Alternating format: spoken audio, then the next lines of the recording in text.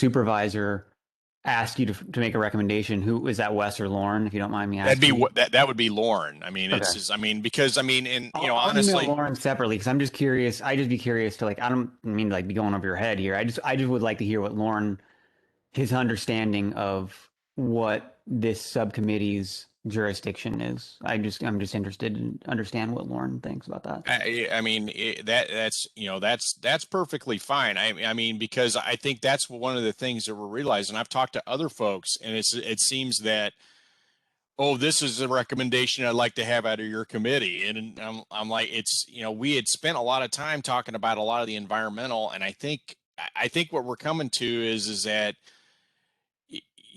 the group that's in our topic, we're all going to have some recommendations on some law or some that could be updated just based on what our understanding is. And I think this is a rules and regulations committee, not just for groundwater. I think it's purview rules and regs. And Right. Yeah. I don't think it's groundwater either. I think it should be surface water and groundwater. But I think it should be. I think there's when we're talking about water use, I think there's something more specific there. But that's okay. Thanks, Steve. I appreciate yeah, it. I gotta jump off. I appreciate your time. no problem. Hey, Steve, Yeah, this is Dean Fire. I think I'm finally straight now, and this is meeting 3, right? it is. I'm sorry they posted the wrong link on the website. No problem. I'm up here in McHenry County, north of Chicago. The people for Chicago, you can't trust us. Yeah. Anyway, So, hey, I know you comment. Oh, somebody's jumping on there and going to challenge me with that. That's okay. Hey, you mentioned something about your expertise in the flood insurance. Is that correct? yeah. Yeah. Let me just bring up a topic here, and this goes back probably 10, 12 years ago. And I'll just share this with you, and I could be a little off on this, but about 12 years ago, in the federal level, they changed the law and did away with the flood insurance program, federal flood insurance program, a new developed in floodplains. And then a couple of years later, they reinstated. They got a lot of complaints about that because obviously, if your cities and towns, if you can't, without that flood insurance, how can you develop on a floodplain? And I kind of share that with you. I'm just kind of curious. Have you heard of that, or do you recall knowing of that? Because I think that's a challenge. I mean, I'm trying to get a little bit of understanding of what you're trying to say. Is it that I mean, if your community is a participant in the National Flood Insurance Program, and you're doing construction in a floodplain, you're required to get a permit from the community in order to do that. Now, if you're building in a regulatory floodway, you're required to get authorization from the state of Illinois. And if you're in the 6-county Chicago area, if you're in the floodway, you're also the construction you can do can only be in an approved appropriate use that's listed in our Part 3708 rules. No, I appreciate that. Let me kind of clarify here. I'm referring to the federal flood insurance program. Okay. Separate from the state. And what they did about 12 years ago is Congress did away, basically said, if you're going to start building in floodways or floodplains, and I can't remember what it was, it's new construction, you are not going to be qualified. We're not going to give you the opportunity to sign up for the federal flood insurance program. And that's not true. If you're in a special flood, anybody can buy a flood insurance policy. If you've gotten proper construction, obviously you need to get a permit from the authority. Anybody can buy flood insurance. You could be on the top of you can be on top of a mountain in California that would never get flooded. You can buy flood insurance. You're likely in an unnumbered or you be in an X zone. You can buy flood insurance for that.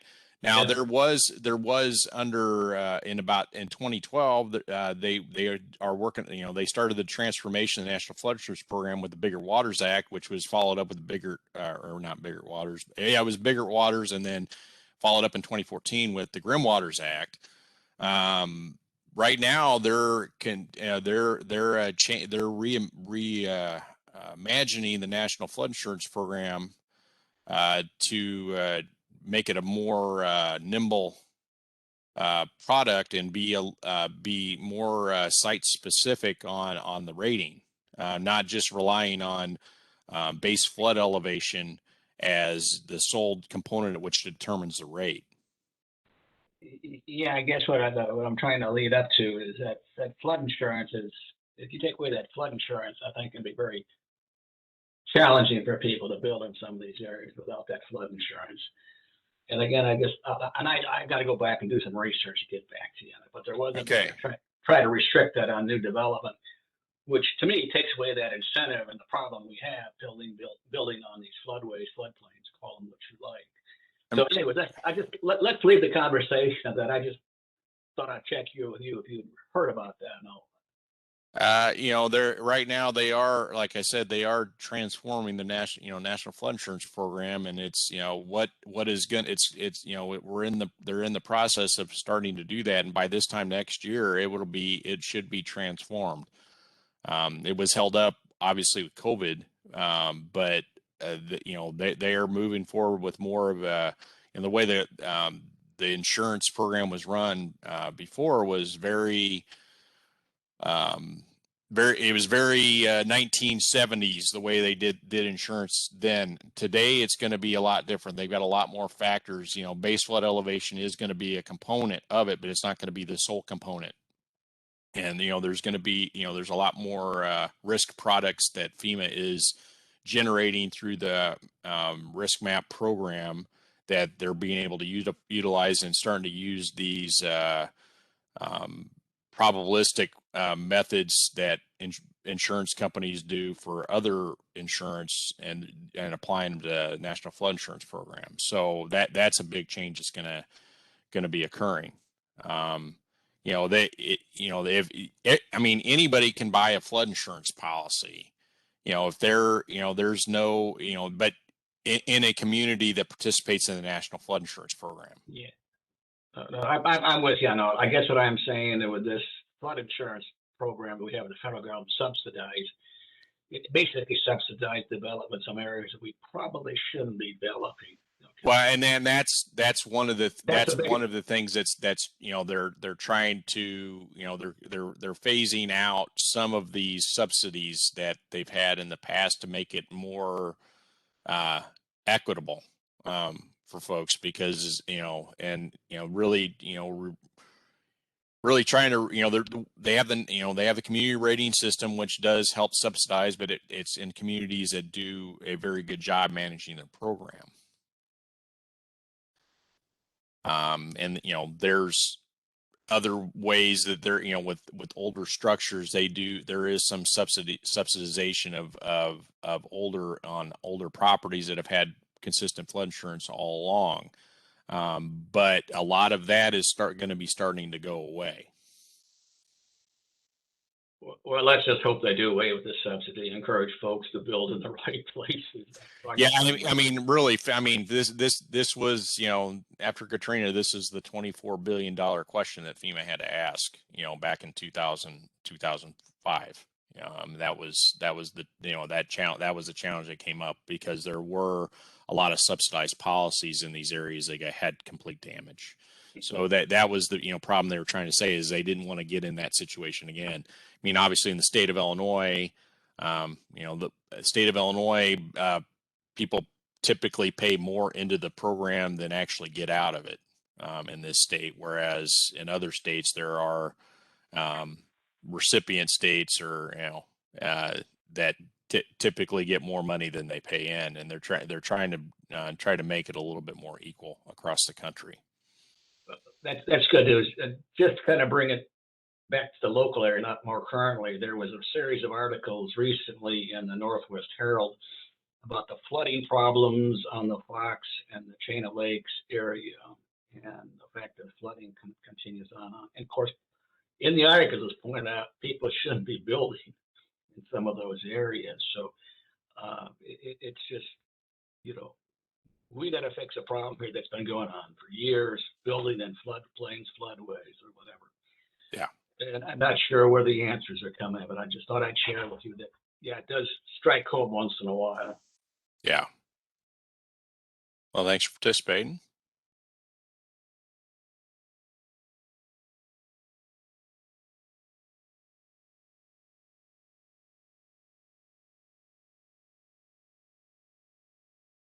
I think we've got another 10 minutes before we're complete.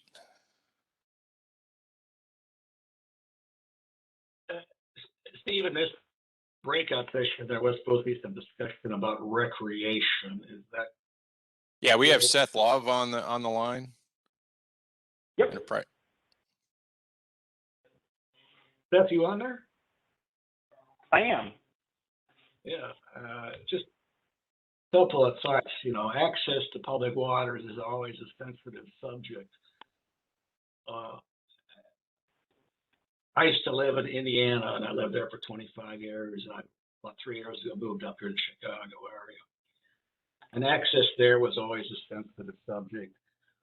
It was kind of nice there because they had a pretty generous view of defining public waters. And there the state law says from the high water mark to the high water mark, there was public access on any public waters. And so you were able to pretty much, transverse, if you will, on those public waters. I understand Illinois' the definition is a little bit more restrictive, and I think that may be causing some concerns. Can you care to comment on that? And if not, I understand.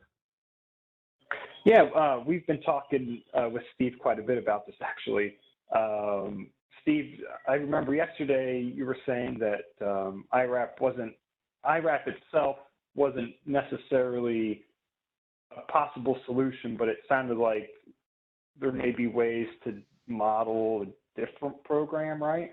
Yeah, that was something that, I mean, it's, it comes up, this is a topic that's kind of come up a little bit more about Illinois has defined public waters, and, any kind of construction has to be authorized, and anything else that's not determined as a public water actually is a non-public water, which basically the landowner owns it. So if you're canoeing on a non-public body of water, technically you are trespassing unless you have the permission of the property owner. And I think we're having this problem is that there are some streams that are good enough to kayak, but they haven't risen to the level, the requirements to be a public water because of Illinois does have case law going back. The one that has been used, it was referred to most frequently, was in 1870, where the state of Illinois determined that that using like a little fishing boat or a shooting skiff and calling that is not defined as navigation. So that has been the test on how we determine our public waters in the state of Illinois. So, basically anything that, the federal government considers like navigable. So if they're doing like commercial shipping, it can be done with commercial shipping is typically, kind of a good understanding of how it's done. We've used those as definition of public water. There were some areas where we hadn't defined them as public water. We've had to modify it where they were actually on the Corps of Engineer chart, so we did modify them. Then we also determined public waters like I&M Canal and Hennepin Canal as public waters because they were designed with the intent used to be navigable, not necessarily from the Corps of Engineers, but that was why they were built, many of which with state funds. So those are public bodies of water. And, outside of that, we get compared quite a bit, as you know, Dean, probably being so close to Wisconsin. The rule is if you can float a log in it, it can be used by the public. And I think in Illinois, it's a little bit more restrictive. We have a defined list that you can find on our website, and it's in our Part 3704 rules from OWR that defines what public waters are in the state. one of the things that, on the recreation side, which is good that Seth and I are in the same group, is that, is there some kind of way that could there be a program that is developed that could, uh, let property owners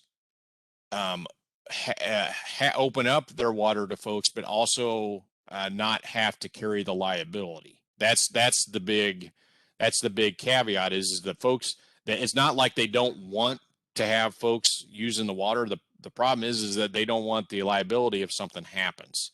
And I think that's kind of the blind spot that we have right now, where I think if there was something that could get over that hurdle, that might be something that I think would be mutually beneficial for both parties. And how we set that up, we're not sure that it can be done through IRAP like that. So it may have to be some other program. So that is, probably something that, even, Seth, his group and I probably will talk about, when we look at recommendations going forward, when we're developing the report. That's interesting to say that. Now, I understand from state to state, the definition of public waters varies quite a bit. Mm-hmm. In Indiana, there was a law, and it's still on the books, that if somebody comes to recreate on private property, the landowner is not liable. And I'm not sure of the specifics of that. Yeah, I mean and that that the liability is the big hurdle, I think, on what it is. I mean, obviously there might be some folks who, hey, it's my property, my water, I don't want anybody on it. So you're going to run into that. There's Yeah. no question about that. But again, in Indiana, there's a law in the book that says, people voluntarily come on these lands, private lands. The landowner is not liable, and that kind of eased some of that problem. And so I'm not sure if you want to look into that. That might give you some break. Now, again, there's going to be landowners that's my stream. I don't want anybody on it. I don't.